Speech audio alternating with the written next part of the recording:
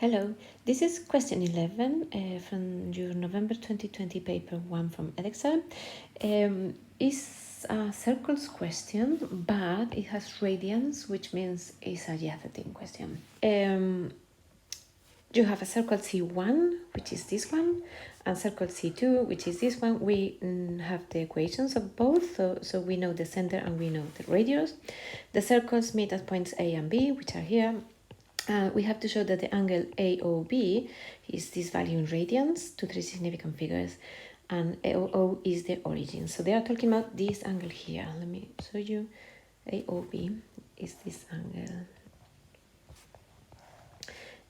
here. So let's call it theta 1, for example. So we need to find that angle. If we need to find that angle, what we can do is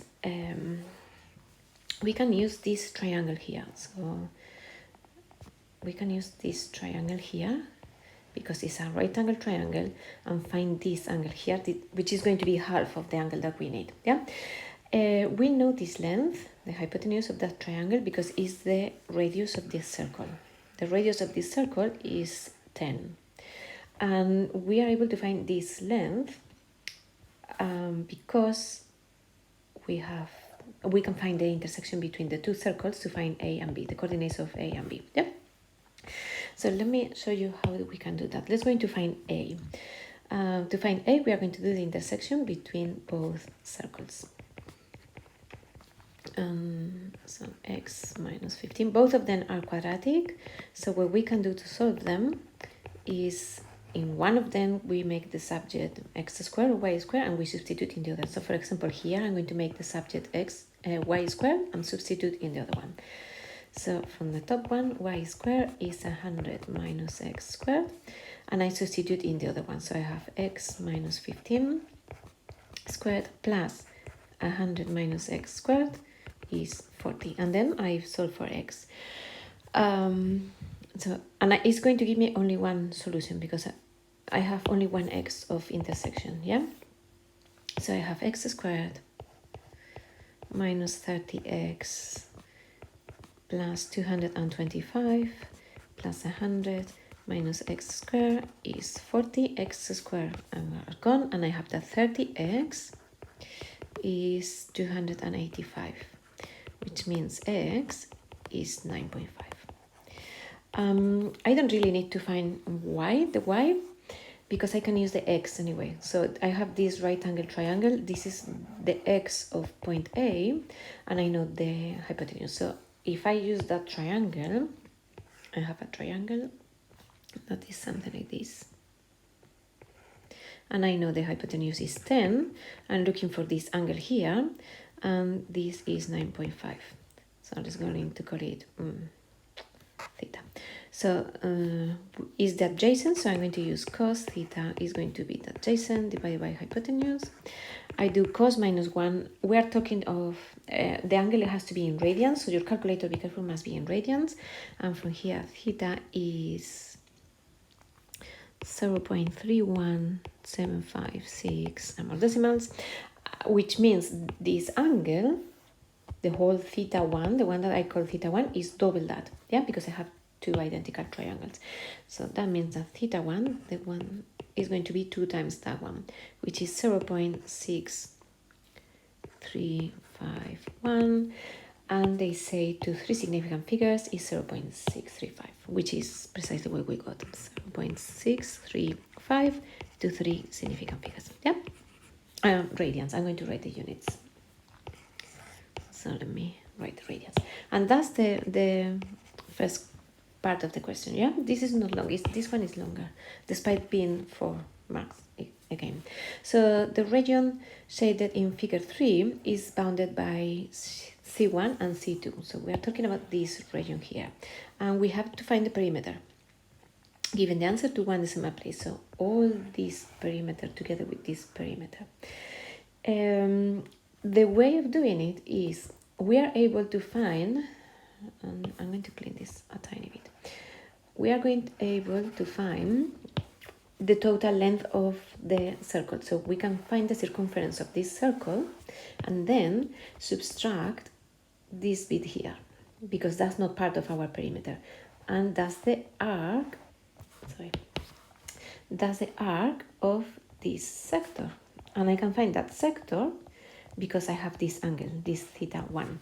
So the length of this arc here that I want to discount, remember the length of the arc when we have radians is just the radius times the angle in radians. So that length here is going to be just that, and I have both values.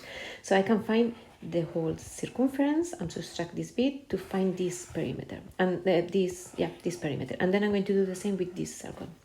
So for C1, the perimeter is going to be the whole circle, which is going to be 2 pi r, and remember the radius was 10, minus the arc length, which is going to be the radius 10 times the angle in radians that we say it was this. Yeah, even if you're not able to deduce that here, you still can use it because it's given. Yeah.